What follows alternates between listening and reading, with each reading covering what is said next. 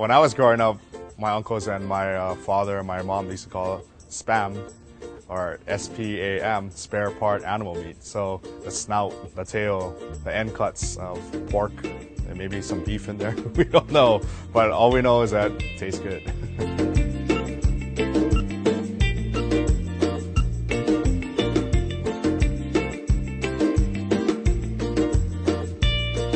We consume more spam per capita than anyone else in the United States. It's called a Hawaiian steak. Spam is really tasty stuff. It's very good. It's like filet mignon to us.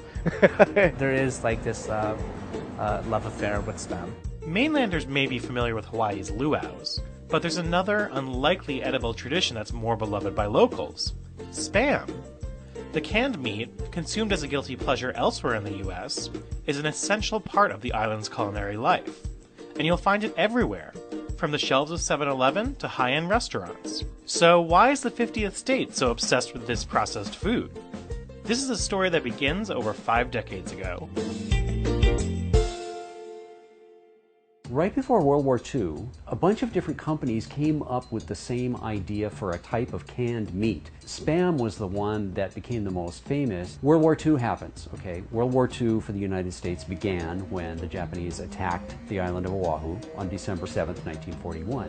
And Hawaii was therefore the focus of World War II in the Pacific. Spam became a very easy food for lots of people to eat during World War II because it's in cans, you can ship it easily. Because it was easy to get, people ate a great deal of it all throughout all levels of society. It wasn't just poor people ate it. Everybody ate spam at one point or another. Once spam was established as a really common foodstuff during the World War II years, it just continued to be popular. The rest of the country, I think, sort of looks down upon spam to a degree because it's not that healthy. But it's always been popular here ever since World War II. And it's just because people like it. It's just because it tastes good.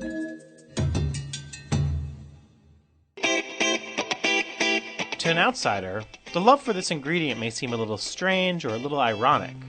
To a local, well, don't dare say that spam is silly, because the passion here is real. Hawaii is so in love with spam, Hormel actually made our own spam can designs. We have the spam with the shaka no ko'oi, and we also have our Hawaii Collector's Edition. It's good food for your soul. It's comfort food. Because it's in a can, they think that, wow, it can't be good. Well, I think people have that misconception and they think, well, they're not going to try it. And then when they do try it, 99.9% they love it. It's a memory, it's a family thing. Think about what you were accustomed to as a kid. If your parents shared something with you, you grew up loving that, right? So kids were introduced back in World War II around that era, and as you see that generation after generation, we are in love with spam because it's something that is comforting for us. Growing up, it was just something you always ate. Your parents feed it to you. It's like spam, eggs, and rice on a plate. I know that when I first started cooking in the industry, I worked at some really great restaurants, cooking some really good food, and at the end of the night, my wife now knew that my go-to was a spam and egg sandwich de luxe. So after dealing with foie gras and caviar, I'd head back to what hits home, which is the spam and egg sandwich. Whenever we go on a field trip, I would be packed guava juice and spam musubi, you know.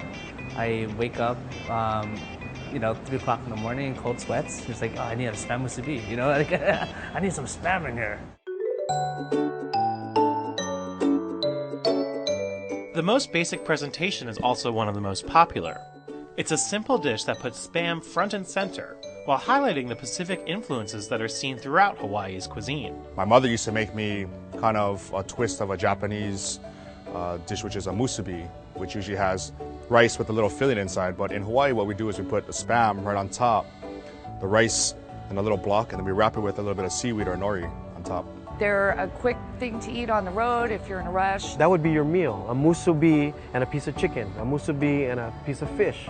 Next thing you know, they're putting a piece of spam on the musubi. So that was a complete meal. Spam musubi is a very tasty concoction because it incorporates spam and white rice. And we like spam and white rice. Islanders love it, but it's largely unknown by outsiders. So we gathered up some tourists for a little taste test. Fully cooked, ready to eat, cold or hot. Pork with ham, salt, water, modified potatoes. Starch, sugar, sodium nitrate. It smells like nothing, and it's glibbery.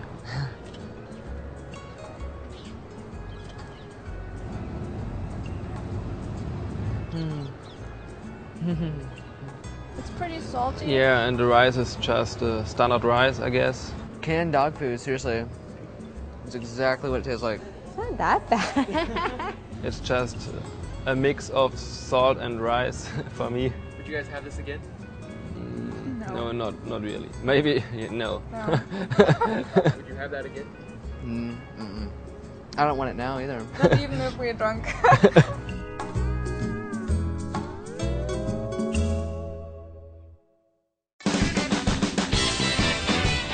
Okay, so Spam musubi may be an acquired taste for some visitors, but the versatile ingredient is being used by the island's best chefs in ways that delight locals and tourists alike.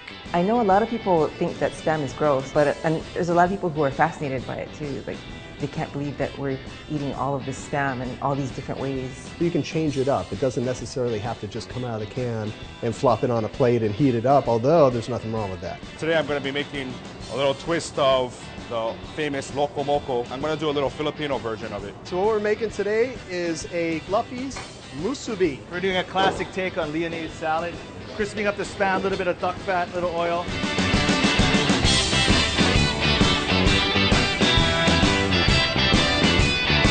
Pack that in there really good. And now we let the fun begin.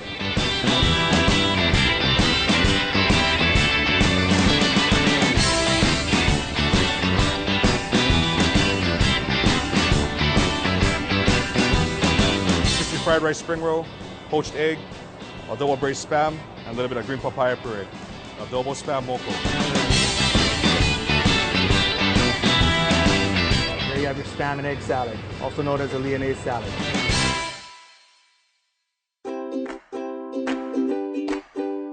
Spam has played a central role on the islands for over half a century.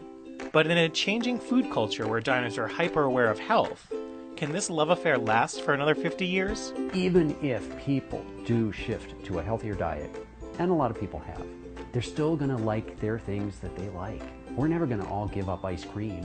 We're never going to give up all these things that we know necessarily aren't that good for us. Yeah, it's not good for your health, but it's not going anywhere. Nobody in the state ever says we should stop eating Spam. That's a love affair that's here to stay. That's something you cannot break a bond. They're just going to have to make it more healthier, use it more healthier, but it is definitely here to stay. It still just has that hook. It's got that nice, salty, greasy hook that you just can't, quite get away from. Try it, it's delicious. If you don't care for it, it's more for us.